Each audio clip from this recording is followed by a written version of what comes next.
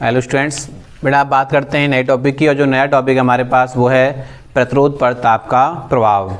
इससे पिछले वीडियो लेक्चरों में हमने चालकों पर ताप का प्रभाव पढ़ा, चालकों की जो प्रतिरोधकता होती है उस पर ताप का प्रभाव पड़ा, मिश्र धातुओं की प्रतिरोधकता पर ताप का प्रभाव पड़ा, अर्धचालकों की प्रतिरोधकता पर ताप का प्रभाव पड़ा और कुचालकों की जो प्रतिरोधकता होती है उस पर ताप का प्रभाव पड़ा।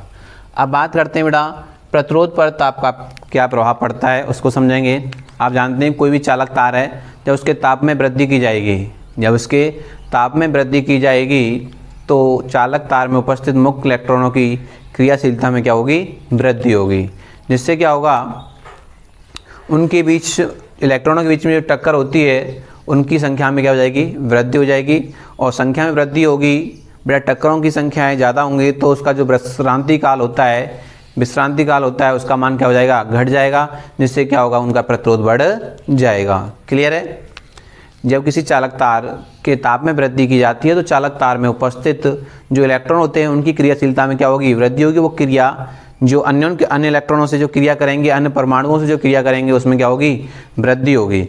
अब वृद्धि होगी तो वो आपस में एक दूसरे से क्या टकराएंगे, जल्दी टकराएंगे, मतलब टक्करों की संख्या में क्या होगी, वृद्धि होगी। और दो टक्करों के बीच में जो समय लग रहा है, विश्रांति काल कह रहे हैं जिसको हम लोग, वो भी क्या कर रहा है, घट जाएगा। और घट जाएगा तो क्या होगा, प्रतिरोध बढ़ जाएगा। तो लिखेंगे बेटा यहाँ पर लिखेंगे जब किसी चालक तार के ताप में वृद्धि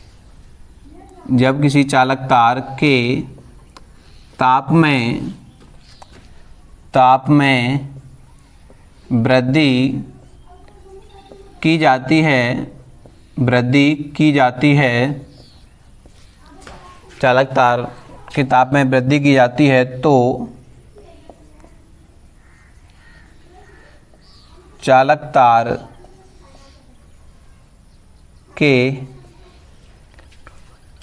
के इलेक्ट्रॉनों की क्रियाशीलता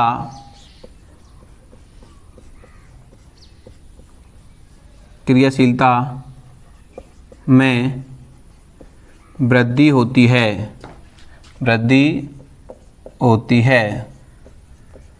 क्रियाशीलता में क्या होती है बेटा, वृद्धि होती है। जिससे इलेक्ट्रॉनों की टक्करों की संख्या में वृद्धि हो जाती है, जिससे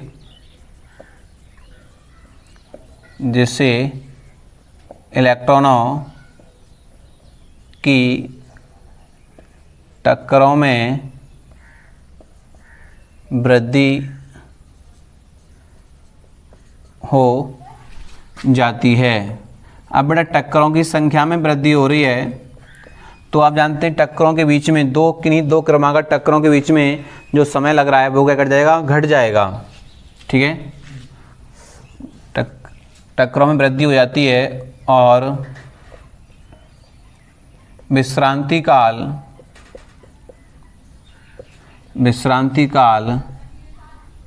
घट जाता है।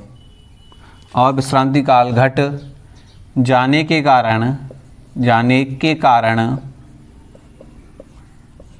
कारण चालक तार का प्रतिरोध बढ़ जाता है।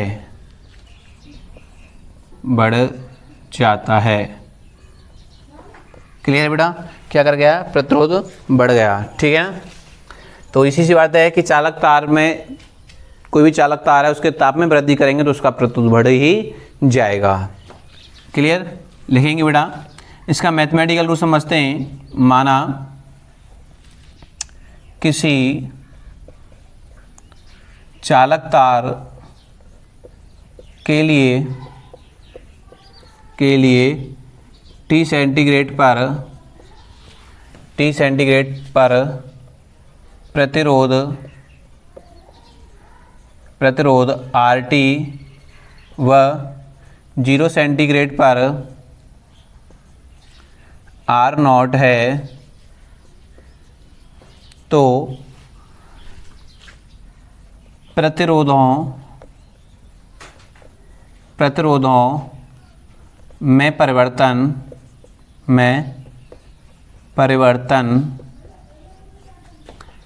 RT माइनस आर नॉट चालक के प्रारंभिक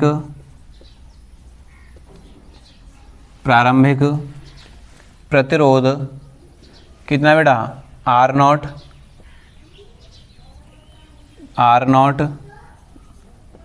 और T सेंटीग्रेड ताप के समानुपाती होता है।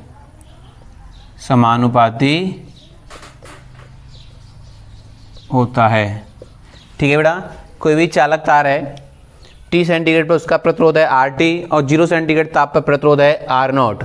तो प्रतिरोधों में जो परिवर्तन आएगा RT माइनस आर नॉट जो आ रहा है वो चालक तार का प्रारंभिक प्रतिरोध कितना बेटा R नॉट, और जो ताप है T उसके कैसा होता है समानुपाती होता है। अर्थात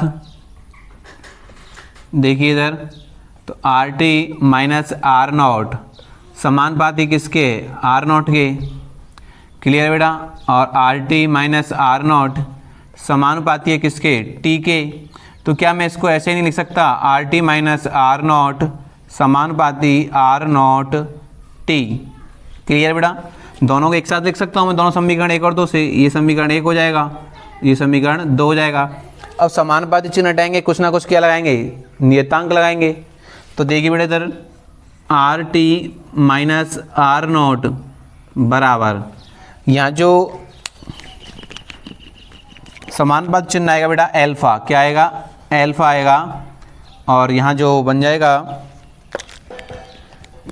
आर नॉट और T, ये बन के आ गया बेटा अपने पास, क्लियर है बेटा, ये चीज़ निकल के आ गई। तो यहाँ देखिएगा R जो एल्फा है वो क्या होता है प्रतिरोध ताप गुणांक होता है, क्या होता है प्रतिरोध ताप गुणांक, क्लियर। मैं पिछली वीडियो में बता चुका हूँ ये किस पर निर्भर करता है, पदार्थ की प्रकृति पर निर्भर करता है, पदार्थ की प्रकृति पर निर्भर करता है, क्लियर। मेड इसका मात्रक होता है कितना आता है, मात्रक होता है इसका प्रति सेंटीग्रेड, कितना होता है मात्रक प्रति सेंटीग्रेड, और इसकी मैंने आपको विमा भी बताई थी, कितनी आती है m0 L0 T0 और थीटा माइनस 1, क्लियर बेटा। तो ये चीज़ हमारे पास निकल करके आई है। अब देखिए आगे,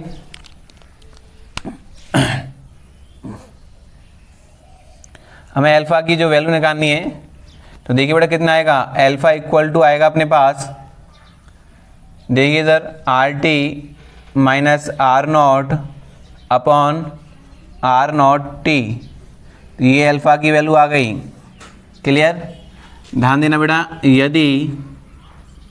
ध्यान दीजिए बेटा, यदि आर नॉट बराबर 1 ओम, आर नॉट इक्वल टू कितना हो 1 ओम हो, और T इक्वल टू कितना हो 0 सेंटीग्रेड हो, कितना हो 0 सेंटीग्रेड,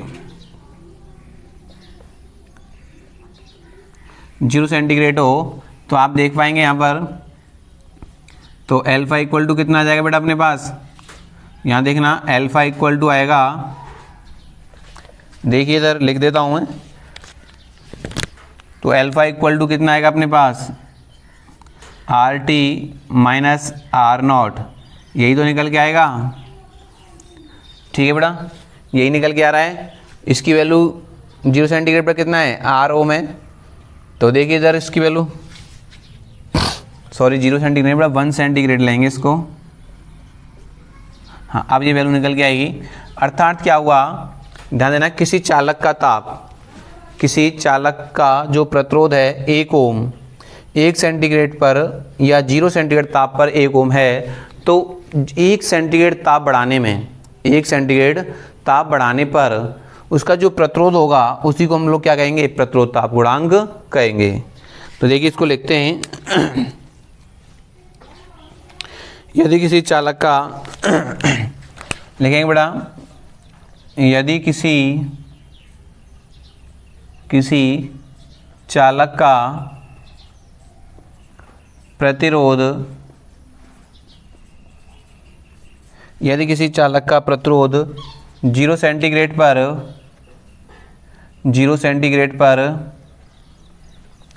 1 ओम हो तो 1 सेंटीग्रेड ताप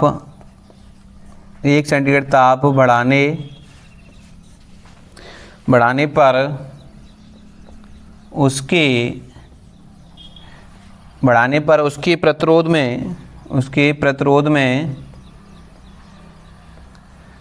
में जो वृद्धि होती है उसे प्रतिरोध ताप गुणांक कहते हैं। प्रतिरोध ताप गुणांक कहते हैं। क्लियर है? तो बेटा प्रतिरोध ताप गुणांक की परिभाषा क्या निकल के आई कि यदि किसी चालक का प्रतिरोध 0 सेंटीग्रेड पर 1 ओम है तो 1 सेंटीग्रेड ताप बढ़ाने पर उसके प्रतिरोध में जो भी वृद्धि आएगी, भाई ताप बढ़ाएंगे तो क्या होगा, प्रतिरोध में वृद्धि आएगी, तार खिंचेगा, चौड़ा होगा, लंबा होगा, कुछ भी हो सकता है तार का, तो प्रतिरोध में जो भी वृद्धि होगी उसे हम लोग क्या कहेंगे, ताप गुणांक कहेंगे। ठीक है बेटा। नेक्स्ट है प्रतिरोध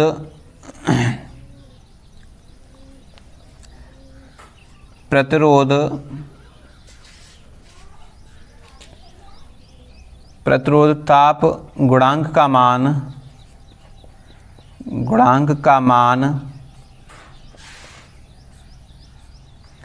1/273, ध्यान रखना बेटा 1/273 प्रति सेंटीग्रेड होता है। क्लियर है? तो ये चीज़ निकल के आएगी बेटा अपने पास। तो इसको हम बेटा यहाँ पर ऐसे भी लिख सकते हैं, इन समीकरणों के आधार पर आप इसको ऐसे भी लिख सकते हैं, RT = R0 1 + αT, ऐसे भी इसको लिखा जा सकता है। ठीक है ना बेटा। तो देखिए वैल्यू रख के देखेंगे, देखो यहाँ इसको वैल्यू रख के देखते हैं। तो RT = R0, आवाज़ नहीं रही, 1 + अल्फ़ा की वैल्यू कितनी है, 273। तो RT = R0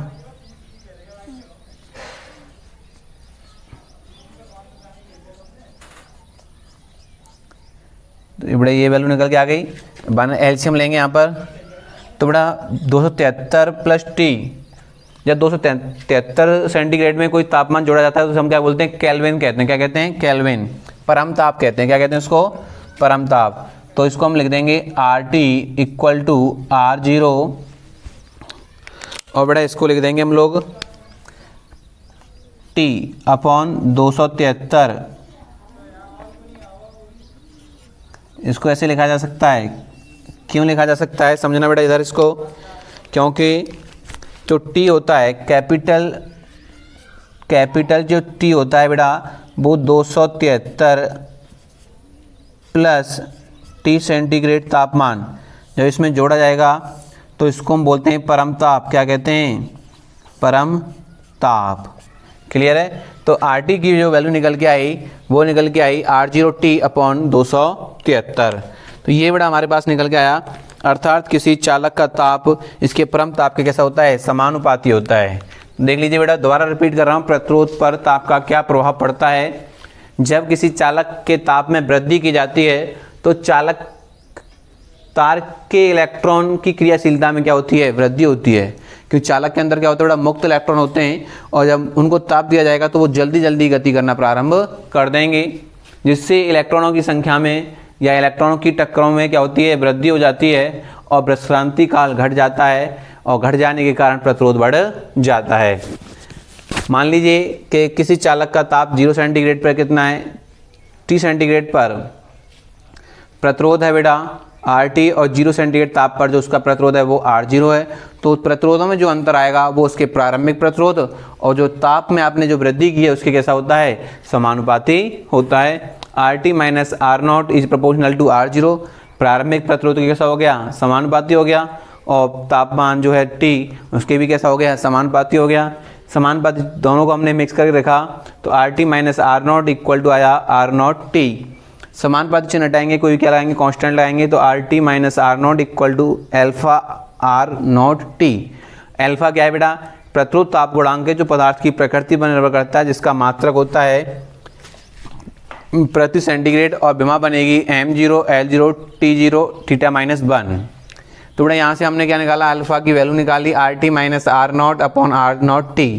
यदि R0 इक्वल टू 1 ओम और T बराबर है 1 सेंटीग्रेड, तो अल्फा की जो वैल्यू निकल के आ रही है वो आ रही है RT माइनस R0। क्लियर है बेटा। या इसको हम लोग यहाँ से RT की वैल्यू निकालेंगे तो R0 1 प्लस अल्फा T, इसको इधर ले जाएंगे, उसको उधर ले आएंगे, तो इसमें कॉमन निकालेंगे बेटा। तो यहाँ से ऐसे निकाला है इसने, देखिए इसको इधर ले जाइए तो RT इक्वल टू बन के आएगा अल्फा R0T प्लस R0, यही निकल के आएगा। तो RT इक्वल टू जो वैल्यू निकल के आ रही है इसमें से क्या कॉमन आ रहा है, R0 कॉमन आ रहा है, R0 कॉमन निकाल लिया तो 1 प्लस अल्फा T, तो ये वैल्यू आ गई हमारे पास यहाँ पर। तो हमने ये लिया तो अल्फा बराबर आ गया RT माइनस R0। अर्थात हम कह सकते हैं किसी चालक का प्रतिरोध 0 सेंटीग्रेड पर यदि 1 ओम है तो उस चालक के प्रतिरोध में या उस चालक के ताप में 1 सेंटीग्रेड वृद्धि करने पर प्रतिरोध में जो परिवर्तन होगा उसे प्रतिरोध ताप गुणांक कहेंगे। प्रतिरोध ताप गुणांक का जो मान होता है वो 1/73 सेंटीग्रेड होता है, प्रति सेंटीग्रेड होता है। तो ये इसको RT R0 इक्वल टू क्या आ गया, R0T अपॉन 273। अर्थात चालक का जो प्रतिरोध होता है, किसी चालक का जो प्रतिरोध होता है वो परम ताप के कैसा होता है, समानुपाती होता है। तो लिखेंगे किसी ताप पर प्रतिरोध परम ताप के समानुपाती होता है, समानुपाती होता है।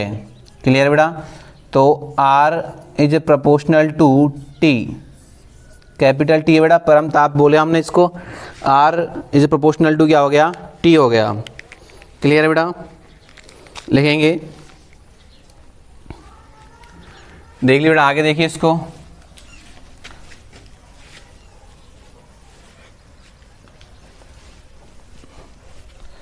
इधर देख लीजिए बेटा,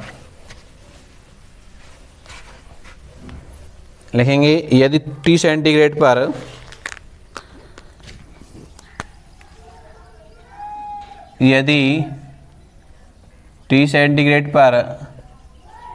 प्रतिरोध R1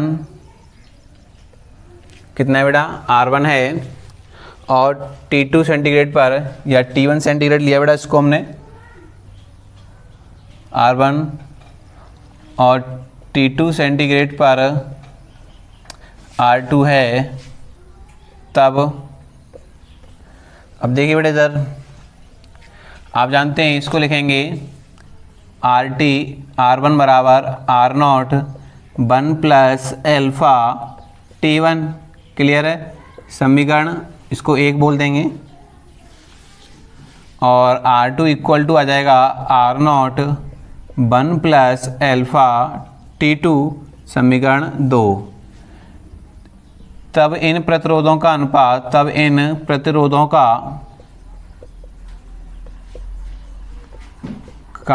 अनुपात, तो देखिए बेटा R1 upon R2 equal to आएगा R0 1 plus alpha T1 upon R0 1 plus alpha T2। ये आर नॉट से आर नॉट कैंसिल आउट हो जाएगा बेटा, तो वैल्यू बनेगी R1/R2 equal to 1 plus alpha T1 और 1 प्लस एल्फ़ा T2। तो मल्टीप्लाई कर देंगे बेटा इनका क्रॉस, तो R1 मल्टीप्लाई कर रहा हूँ डायरेक्ट बेटा, प्लस R1 एल्फ़ा T2 बराबर आ जाएगा R2 plus R2 alpha T1।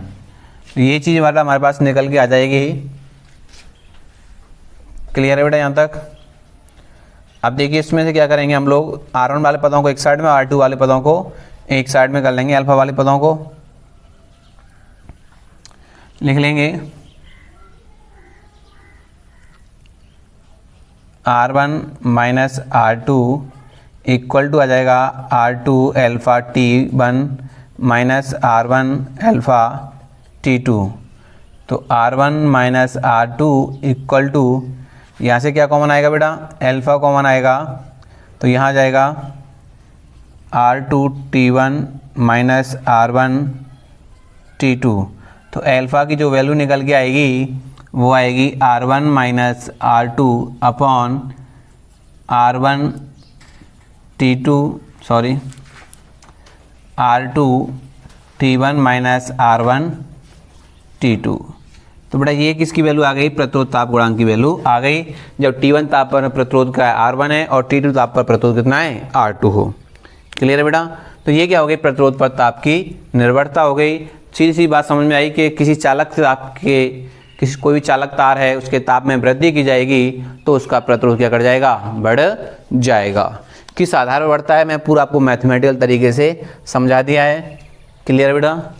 तो ये क्या हो गया हमारे पास, प्रतिरोध पर ताप की निर्भरता हो गई। बेटा कुछ आप एक चीज़ मैं आपको नॉलेज के लिए बता देता हूँ कि प्रतिरोध जो ताप पर निर्भर करने के साथ साथ कुछ अन्य भौतिक राशियों पर भी निर्भर करता है, जैसे दाब है, चुंबकीय क्षेत्र है, नमी है, ठीक है, और अपघट्य वगैरह होते हैं या अपद्रव्य होते हैं, उन पर भी क्या करता है, ये निर्भर करता है। क्लियर बेटा? ध्यान रखना बेटा, अन्य राशियों पर भी क्या करता है, ये निर्भर करता है। तो मैं यहाँ एक नोट पॉइंट देख लीजिए बेटा, लिख देंगे बेटा प्रतिरोध ताप के साथ साथ अन्य राशियों पर भी निर्भर करता है।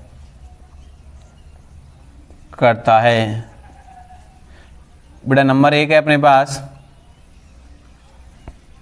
दाब, नंबर 1 है दाब, नंबर 2 है प्रकाश,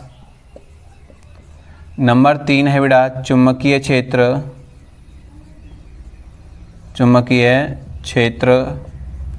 और नंबर 4 है अपद्रव्य, और नंबर 5 है बेटा नमी। इन पे भी क्या करता है, प्रतिरोध निर्भर करता है। क्लियर? तो ये चीज़ है बेटा अपने पास। अब एक पॉइंट और समझ लो कि यदि कोई चालक तार है बेटा, आपने उसको खींचा और खींच के उसकी लंबाई में x% की वृद्धि होती है, तो उसका जो प्रतिरोध है वो 2x% बढ़ जाएगा। लिखेंगे यदि तार को खींचने के बाद लंबाई में x% की वृद्धि होती है तो प्रतिरोध 2x% हो जाएगा। क्लियर बेटा? तो 2x% हो जाएगा। तो डायरेक्ट ही आप यहाँ रिजल्ट निकाल सकते हैं, डायरेक्ट ही आप बोल देंगे अगर x% की वृद्धि हो रही है तो प्रतिरोध है कितना हो जाएगा, 2x% हो जाएगा। प्रतिरोध के साथ साथ किस पर निर्भर कर रही है बेटा, दाब पर निर्भर कर रही है, प्रकाश पर निर्भर कर रही है, चुंबकीय क्षेत्र पर निर्भर कर रहा है प्रतिरोध, अपद्रव्य जिनको आप अशुद्धियाँ बोलते हैं, और नमी जो मॉइस्चराइजेशन होता है उस पर भी निर्भर करता है। क्लियर है बेटा? तो ये क्या हो गया, प्रत्योत्पत्ति ताप का प्रभाव। Thank you for watching video.